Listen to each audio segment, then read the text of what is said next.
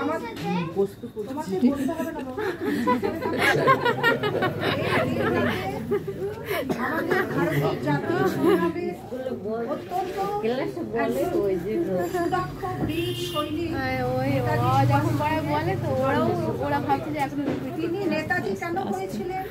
কারণ তার নেতৃত্ব দেওয়ার অসাধারণ ক্ষমতার জন্যই তিনি আজ আমাদের কাছে নেতাজি নামে পরিচিত হন। নেতাজির জন্ম হচ্ছে কটক শহরে, তার শৈশবকাল কাটে উড়িষ্যার কটক শহরে। সেখানে তিনি 1897 খ্রিস্টাব্দের 23শে জানুয়ারি তার জন্ম হয় এবং তার বাবা ছিলেন জানকীনাথ বসু এবং মা ছিলেন প্রভাবতী দেবী। কটক শহরে তার শৈশবকাল কাটে। সেখানেই তিনি রেভেনেস কলেজিয়েট স্কুল থেকে প্রবেশিকা পরীক্ষায় দ্বিতীয় স্থান লাভ করেন।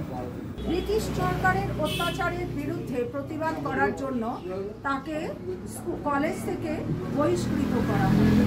তারপর তিনি স্কটিশ চার্চ কলেজে ভর্তি হন দর্শন শাস্ত্রে অনার্স নিয়ে। সেখানে তিনি বিএ পাশ করেন। এরপর তিনি ইংল্যান্ডে চলে যান আইসিএস পড়ার জন্য। সেখানেও তিনি খুব মেধাবী ছিলেন। সেখানেও তিনি চতুর্থ স্থান লাভ করেন। তারপর তিনি দেশে ফিরে আসেন এবং দেশবন্ধু চিত্তরঞ্জনের নাম নিশ্চয়ই শুনেছ। ওনার সহায়তায় তিনি দেশের স্বাধীনতা সংগ্রামে আন্দোলনে ঝাঁপিয়ে পড়েন এবং 1941 খ্রিস্টাব্দে উনি 26শে জানুয়ারি তিনি প্রথমে যান জার্মানিতে। একদিন তিনি কি করেন, তিনি নজরবন্দি ছিলেন দেশের মধ্যে।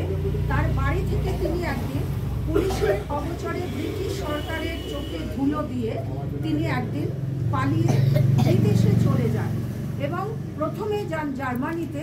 তারপর জাপানে গিয়ে তিনি আজাদ হিন্দ বাহিনী গঠন করেন এবং তার নেতৃত্ব দেন।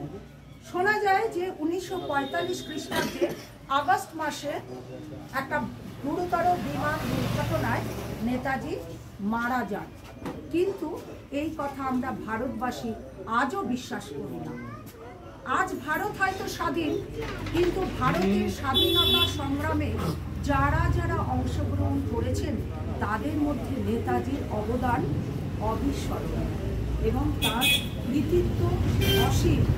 আজ তাই আমরা সবাই নত মস্তকে নেতাজিকে প্রণাম জানিয়ে আমরা আমাদের বাচ্চারা কিছু অনুষ্ঠান যেটুকু পারে অল্প সময়ের মধ্যে সেটা করব।